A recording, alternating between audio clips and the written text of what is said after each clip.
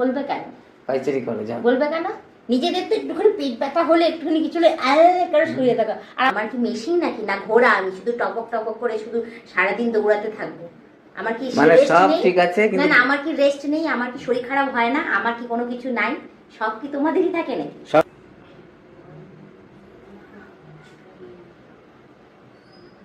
কি বলবো?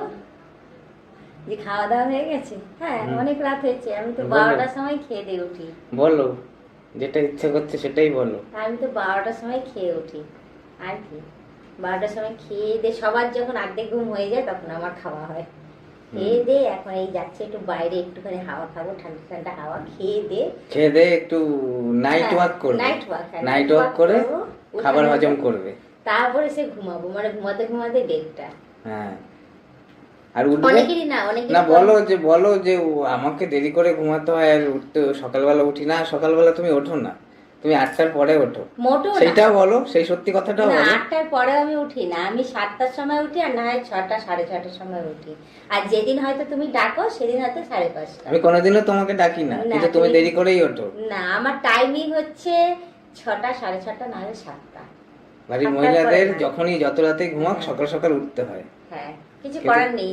বাধ্য হয়ে মানে উঠতে ইচ্ছা না করলেও উঠতে হবে, কিছু করার নেই। উঠছো কোথায় সেটাই তো বলছি। তুমি তো উঠছি তো 8টার পরে উঠছো না। 8টার পরে উঠি না। কখনো তুমি বলতে পারবে না যে 8টার পরে আমি ঘুম থেকে উঠেছি। তাহলে তুমি এই ব্লেমটা আমাকে দেবে না 8টার পরে যে আমি উঠেছি। আমি তো দেখলাম এরকম আজকেই তো।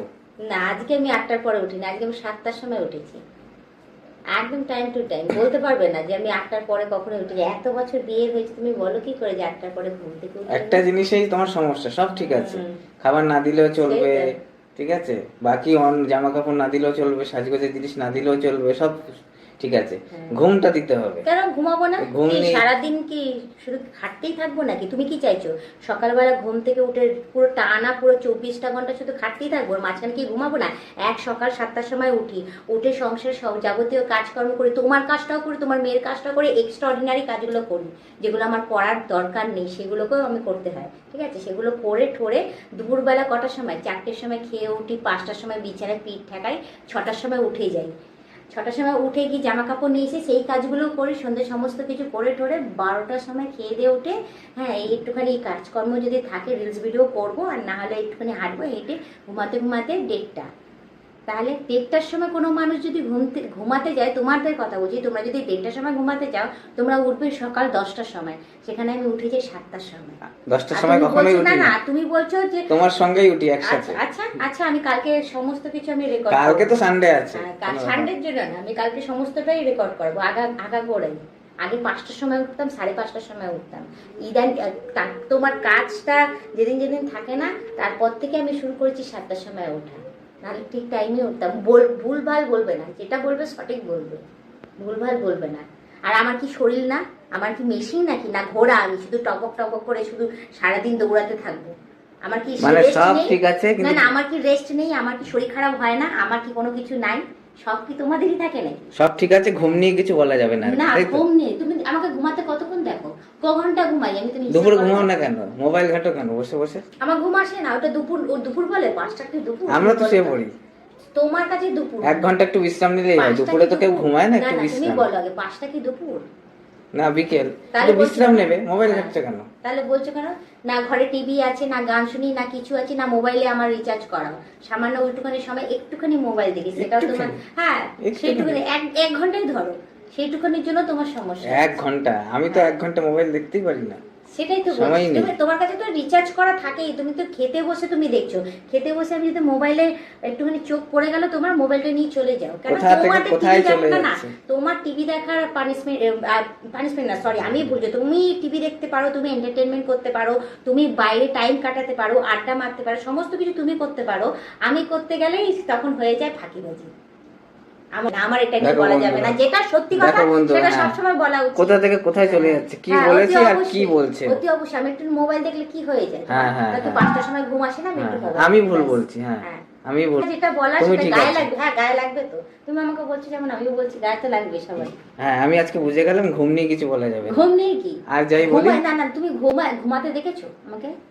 কতক্ষণ হয়েছে? ঠিক আছে, ঠিক আছে, তুমি ঘুমাও না, তুমি জেগে থাকো, ঠিক আছে যাও ওইটুখানি মানুষ যাও যাও বিশ্রাম যাও করতেই ওইখানে পারে। যাও পাইচারি অতি করো অবশ্যই ওইটুখানি বিশ্রাম করতেই পারে মানুষ, তারপরে তুমি বলবে কেন?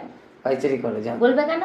নিজেদের তো একটুখানি পেট ব্যথা হলে একটুখানি কিছু হলে করে শুয়ে থাকা, আর আমার পেট ব্যথা হোক, জ্বর হোক, সর্দি হোক, কাশি হোক, দুনিয়ার শরীরের হাজারো কষ্ট হোক, আমাকে তো সমস্ত কাজ, আমার কাজটা আমাকেই করতে লাগে। এমনকি তোমাদের সমস্ত এক্সট্রা অর্ডিনারি কাজগুলো আমাকে করতে লাগে। কেন করতে লাগবে?